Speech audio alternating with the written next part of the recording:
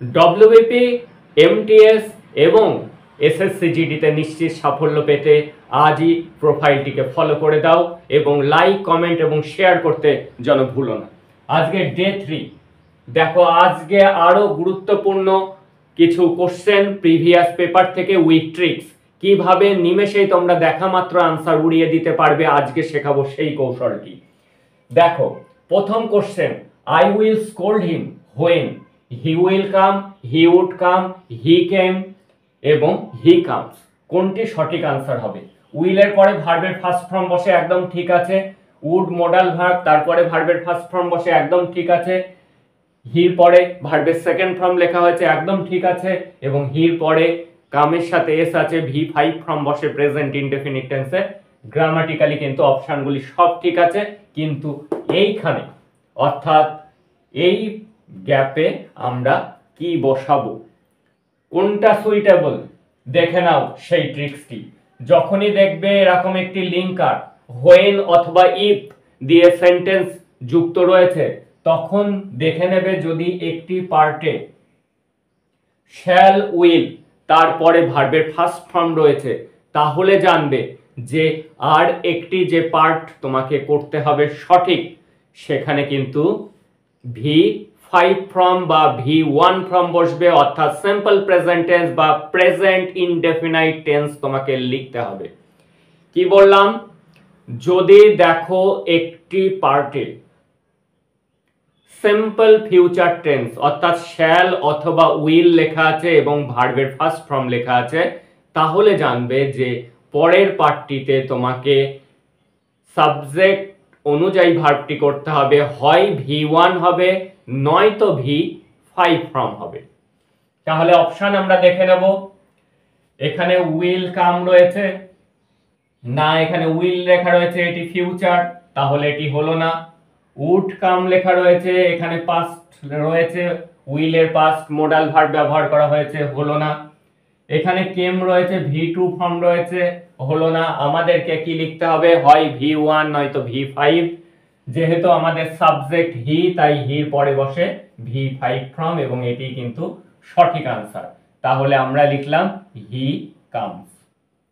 আরো একবার মন দিয়ে বোঝার চেষ্টা করো। যদি দেখো যে শ্যাল উইল তার সাথে ভি1 লেখা রয়েছে, তাহলে জানবে যে আরেকটি পার্টে সাবজেক্টের পর ভি1 অথবা ভি5 হবে। এখানে যদি দে লেখা থাকতো তাহলে এখানে ভি1 লিখতে, যদি এখানে হি বা সি আছে তাহলে ভি5 লিখতে হয়। ভি5 কি?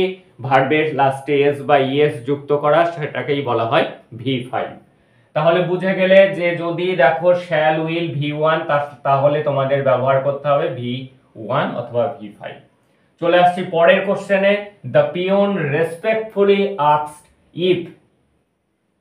এইবার দেখতে হবে যে এখানে কোন টেন্স ব্যবহার করা হয়েছে, ভি2।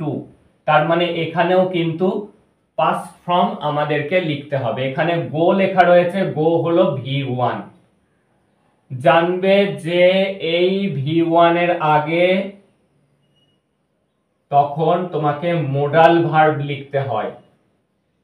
এই মোডাল ভার্বের পরে কিন্তু সব সময় ভার্বের ফার্স্ট ফর্ম বসে। মোডাল ভার্ব কোনগুলি? উইল, পাস্ট ফর্মে আমরা উড লিখতে পারি, তার পরিবর্তে ক্যান, তার পরিবর্তে আমরা পাস্ট যখন ব্যবহার করব তখন লিখব কুড। মে, যখন এর পাস্ট ফর্ম হিসাবে ব্যবহার করব আমরা লিখব মাইট।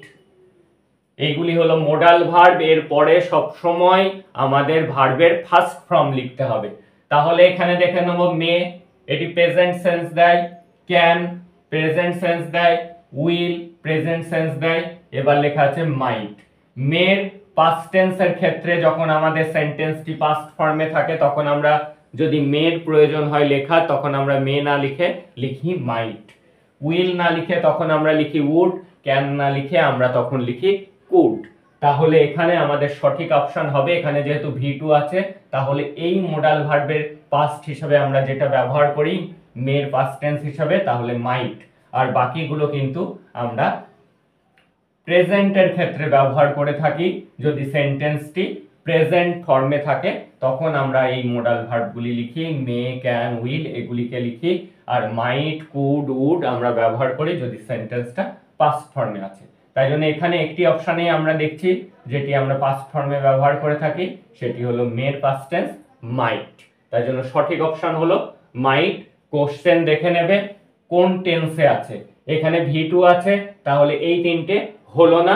কি কারণে হলো না বুঝিয়ে দিলাম। এরা প্রেজেন্ট, যখন সেন্টেন্স প্রেজেন্ট টেন্সে থাকে তখন আমরা এই মোডাল ভার্বগুলি ব্যবহার করি। যদি সেন্টেন্স পাস্ট টেন্সে থাকে তখন আমরা কি ব্যবহার করি? মের পাস্ট টেন্স মাইট, ক্যানের পাস্ট টেন্স কুড, উইলের পাস্ট টেন্স উড ব্যবহার করি। অপশানে একটি পাস্ট ফর্ম আছে, সেজন্য এখানে আমরা মাইট ব্যবহার করলাম। এবার দেখে নেব আজকের লাস্ট কোশ্চেন। রিয়া ড্যাশ, এখানে কি হবে? পাস নাকি পাস্ট নাকি ওয়াজ পাসিং নাকি হ্যাজ পাস্ট? এইবার দেখে নাও, যখন দেখবে যে ইন বসিয়ে কোনো একটি সাল লেখা আছে, ইন তার সাথে এখানে সাল, যে কোনো সালই থাকতে পারে, জানবে যে তার আগে ভার্ব সবসময় সেকেন্ড ফর্ম বসবে। কি বললাম? এই ট্রিক্সটি, এইগুলি খাতায় নোট ডাউন করো। এর পাশাপাশি কোশ্চেনগুলি খাতায় নোট ডাউনের পাশাপাশি ট্রিক্সগুলিকে নোট ডাউন করো, তাহলে কিন্তু নিমেষে দেখা মাত্র এক্সামে সঠিক করতে পারবে। এবং এক্সামের আগের রাতে এই ট্রিক্সগুলি কিন্তু দেখে যাবে, এই ফর্মুলাগুলিকে, প্যাটার্নগুলিকে খেয়াল করবে। তাহলে দেখো, যখনই ইন তারপরে শাল আছে, জাস্ট আমরা ভার্বের সেকেন্ড ফর্ম ব্যবহার করব। তাহলে দেখে নেব কোনটি সেকেন্ড ফর্ম। পাস, এটি V1 ফর্ম। ওয়াজ পাসিং, এই পাসিং এটি কিন্তু V4 ফর্ম বলা হয়। হ্যাজ পাস্ট এটি হলো V3 ফর্ম। তাহলে টু ফর্ম কোনটি? PASSED past. এইভাবে যদি তোমরা ধারাবাহিকভাবে ক্লাসগুলি দেখতে থাকো তাহলে কিন্তু আসন্ন এক্সামে তোমরা কিন্তু প্রত্যেকটি এক্সামে WBP, MTS এবং SSC GD প্রত্যেকটি এক্সামে কিন্তু এরর কারেকশন কম্পালসারি এবং তোমরা কিন্তু সঠিক আনসার করে আসতে পারছো। That's all today. দেখা হচ্ছে পরের ক্লাস।